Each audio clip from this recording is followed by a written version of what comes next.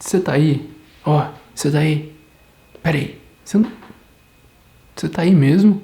Então por que você não se inscreveu no canal até agora? Pô, eu sou o Alisson Souza e esse aqui é o Casos Curiosos.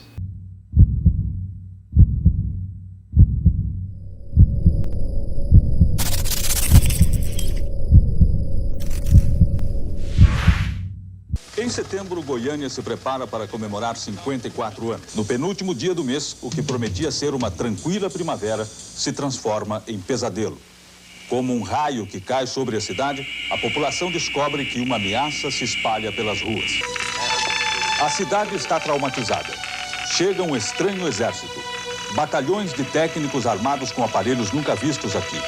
Casas são isoladas, ruas interditadas. Os primeiros contaminados são atendidos no Estádio Olímpico. Do lado de fora, o povo faz filas para o teste de contaminação. O embarque de alguns pacientes para o Rio é uma cena que mostra a gravidade da situação. Você é curioso? Então vem com a gente.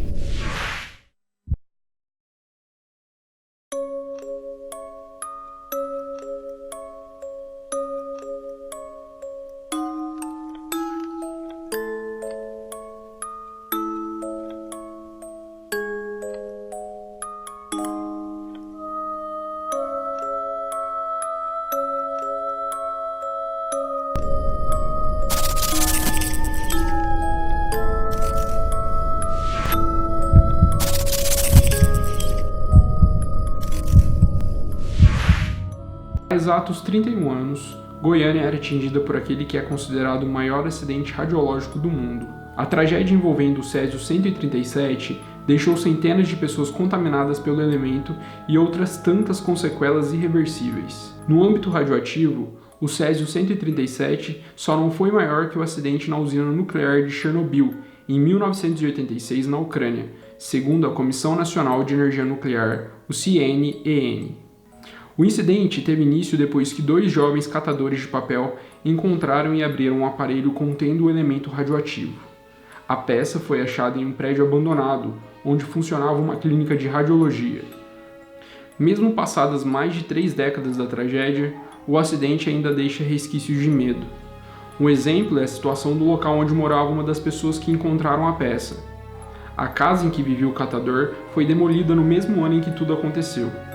Apesar de o solo ter sido todo retirado e ter sido substituído por várias camadas de concreto, nunca mais qualquer tipo de construção foi feita no local.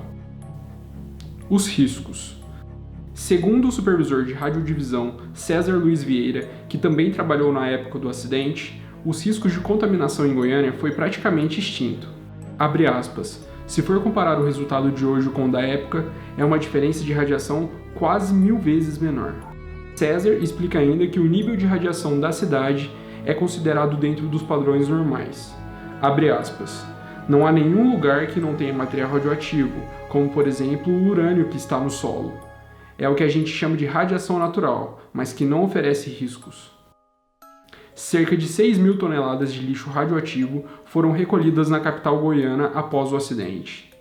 Todo esse material com suspeita de contaminação foi levado para a unidade do CNN, em Abadia de Goiás, na região metropolitana da capital, onde foi enterrado. 30 anos depois, os resíduos já perderam metade da radiação. No entanto, o risco completo de radiação só deve desaparecer pelo menos em 275 anos. A contaminação.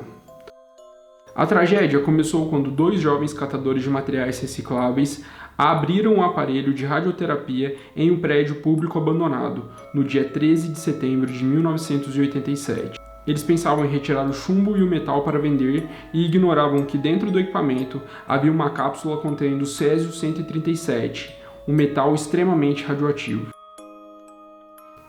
Apesar de o aparelho pesar cerca de 100 quilos, a dupla o levou para a casa de um deles, no centro.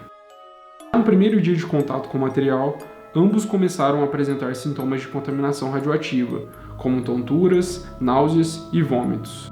Inicialmente não associaram o mal-estar ao césio, e sim à alimentação. Depois de 5 dias, o equipamento foi vendido para Devair Alves Ferreira, dono de um ferro velho localizado no setor aeroportuário, também na região central da cidade. Neste local, a cápsula foi aberta e à noite, Devair constatou que o material tinha um brilho azul intenso e levou o material para dentro de casa. Devair, sua esposa Maria Gabriela Ferreira e outros membros de sua família também começaram a apresentar sintomas de contaminação radioativa sem fazer ideia do que tinham em casa. Eles continuavam fascinados pelo brilho do material. Entre os dias 19 e 26 de setembro, a cápsula com o césio foi mostrada para várias pessoas que passaram pelo ferro velho e também pela casa da família. Leide das Neves. A primeira vítima fatal do acidente radiológico foi a garota Leide das Neves Ferreira, de 6 anos. Ela se tornou o símbolo dessa tragédia e morreu depois de se encantar com o pó radioativo que brilhava durante a noite. A menina ainda fez um lanche depois de brincar com a novidade e acabou ingerindo, acidentalmente, partículas do pó misturadas com o alimento. Isso aconteceu longe dos olhos da mãe, Lourdes das Neves Ferreira. Quando eu saí, ela já estava na cozinha, sentada na mesa, comendo cozido, já com a mão suja do pó.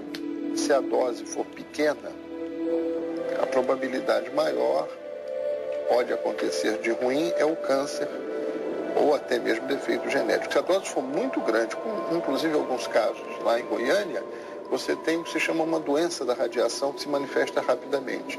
É uma espécie de colapso, onde várias funções orgânicas deixam de ter o seu ritmo normal. Lourdes se sente até hoje culpada pela morte da filha. Abre aspas. Fica passando um filme na minha cabeça. São 25 anos de sofrimento, de dor, de tristeza e de angústia. Eu me arrependo e me cobro de mim mesma. Se eu não tivesse ido tomar banho, talvez ela não tivesse ingerido.